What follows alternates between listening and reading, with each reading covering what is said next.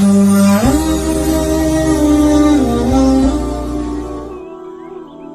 অবস্থা সাদত ভাই, কেমন আছেন? ভালো আছেন?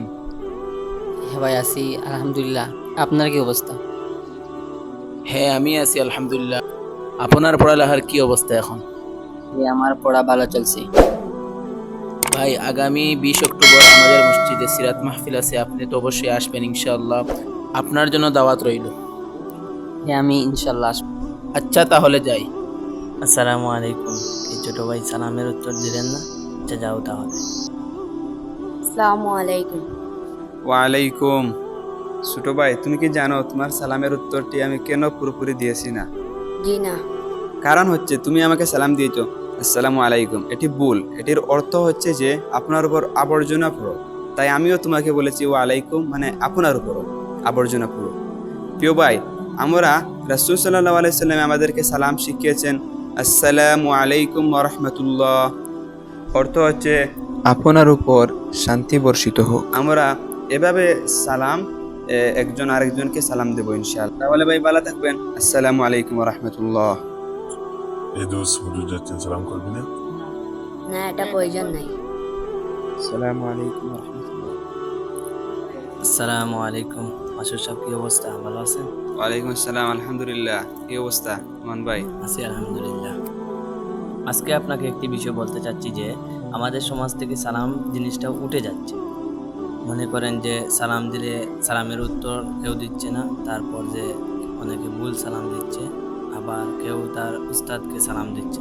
এই বিষয়টি নিয়ে কি করা যায়, আপনি একটু বলেন। হ্যাঁ ভাই, আমিও এই বিষয়টি লক্ষ্য করছি।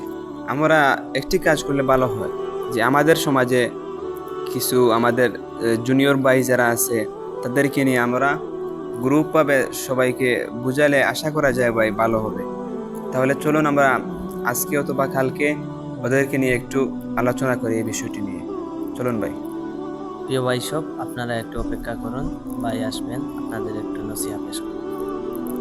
আসসালামু আলাইকুম ওয়া রাহমাতুল্লাহ। ওয়ালাইকুম আসসালাম ওয়া রাহমাতুল্লাহ। কেমন আছেন প্রিয় ভাই সব?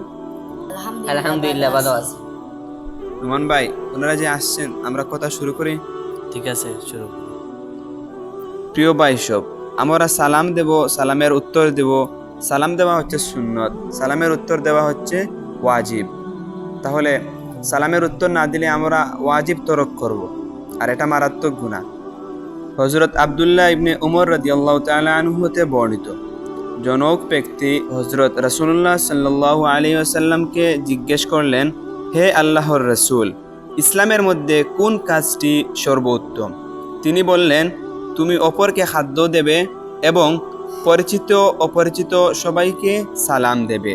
বুখারী ও মুসলিম শরীফ। ঠিক আছে ভাই, আমরা খুব সুন্দর করে বুঝাইয়া দিছেন বিষয়টা। তো ভাই, এবার আমরা বুঝাইয়া দিবা যে কিভাবে আমরা সহি শুদ্ধভাবে সালাম দিতাম। সালাম, আসসালামু আলাইকুম ওয়া রাহমাতুল্লাহ। সালামের উত্তর ওয়া আলাইকুম আসসালাম ওয়া রাহমাতুল্লাহ। আসসালামু আলাইকুম ওয়া রাহমাতুল্লাহ। আশা করি আমাদের আজকের এই ইসলামিক শর্ট ফিল্মটা আপনাদের সকলেরই ভালো লাগবে ইনশাআল্লাহ। আর আমরা সকলেই চেষ্টা করব সালামটা শুদ্ধ এবং সবাইকে সালাম দেওয়ার জন্য চেষ্টা করব ইনশাআল্লাহ। আমাদের ইসলামিক ভিডিওগুলো যদি আপনাদের ভালো লাগে তাহলে আমাদের চ্যানেলটি সাবস্ক্রাইব করবেন এবং পরবর্তী ভিডিও সাথে সাথে পাওয়ার জন্য বেল আইকনটি ক্লিক করবেন। আসসালামু আলাইকুম।